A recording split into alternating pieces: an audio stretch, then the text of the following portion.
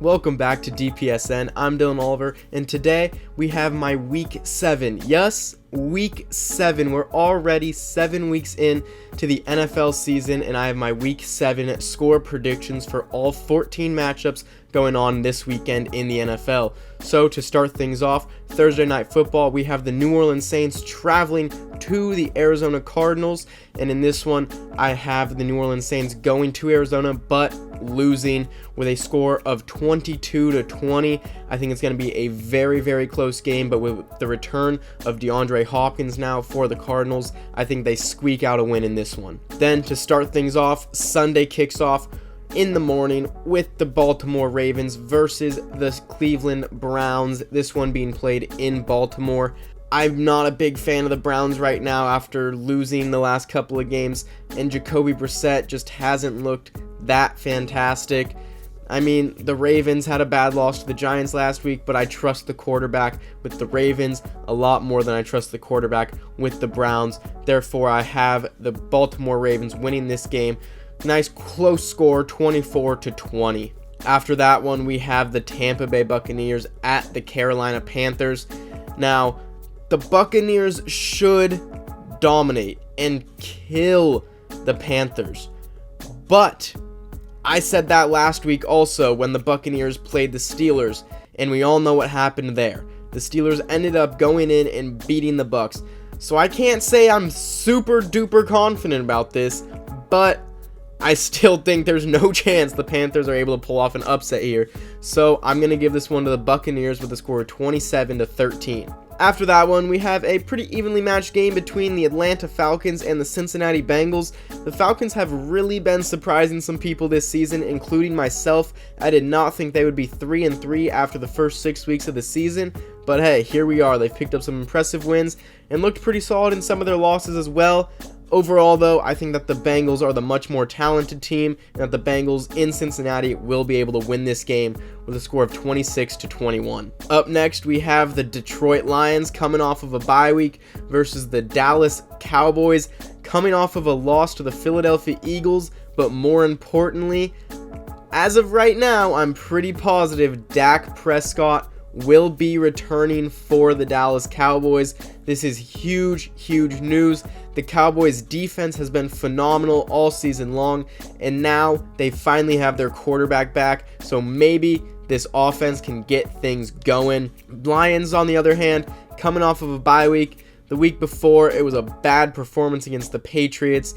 This team is able to put up a fight and match up with a decent amount of teams, but it's so hard for them to win games. Their defense is horrible, so I don't think that they're going to be able to pull off an upset in this one. So I have the Cowboys winning this 31-17. After that one, we have probably the biggest surprise in all of football this year, the New York Giants versus the Jacksonville Jaguars. The Giants are 5-1 coming into this game, but somehow the opening lines have the Jaguars as the favorites by 3 points. I don't understand it at all, and I think it's easy money if you bet the New York Giants in this game. I have them going in and beating the Jaguars with a score of 24-14. Up next, we have an AFC South divisional matchup game between the Tennessee Titans and the Indianapolis Colts. This one, second matchup of the series, played in Tennessee this time. The Titans won game 1. I think the Colts bounce back and take game 2 in this series. I have the Colts winning it 21-17. After that, we have my Green Bay Packers against the Washington Commanders. Carson Wentz is likely out. It's going to be Taylor Heineke being the starter for the Commanders in this game. If the Packers aren't able to beat the Commanders, they are in serious, serious trouble. I think they will get it done. They're on a 2-game losing streak, took back-to-back bad losses to the New York teams, but there's no way they lose 3 straight, including one to the Washington Commanders. I am so confident in my Green Bay Packers this week that I am making them my lock of the week.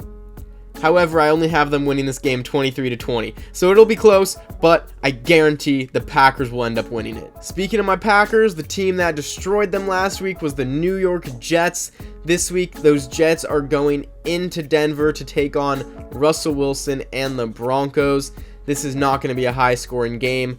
Russ has been horrible this year. The Broncos are 2-4 and just haven't looked good. That offense has not gotten going at all. And honestly, the Jets have looked very good. But I still think that Broncos defense is going to be good enough to carry the Broncos to a couple wins the rest of this season, and this game will be one of those games that the Broncos defense does enough. I have the Broncos winning this one, a low-scoring, close game, 19-17 Denver. After that one, we have the Houston Texans at the Las Vegas Raiders. Both these teams only have one win on the season, but I think we all know that the Raiders are a much more talented team than the Houston Texans, so I'm not going to put too much into this one. I'm going to take the Vegas Raiders. They'll win it by 28-20. Raiders win it. After that one, I think this is going to be a pretty good matchup between the Seattle Seahawks and the Los Angeles Chargers. The Chargers should be a lot better than they are, but they keep every game so close. And the Seahawks have been a lot better than people think they are, and really play up to that competition. They're 3-3. The Chargers are 4-2. It's in LA. It should be a good one. I do, however, think that the Chargers, with all that talent, will be able to go in and win this game. It'll be close. It'll be 28-24 Chargers. After that one, we got a little Super Bowl rematch. We have the Kansas City Chiefs at the San Francisco 49ers. Now, both these teams are coming off of losses last week. The Niners lost to the Atlanta Falcons and did not look good in that performance.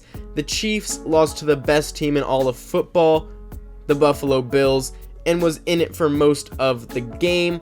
The Chiefs are just a much better team than the 49ers.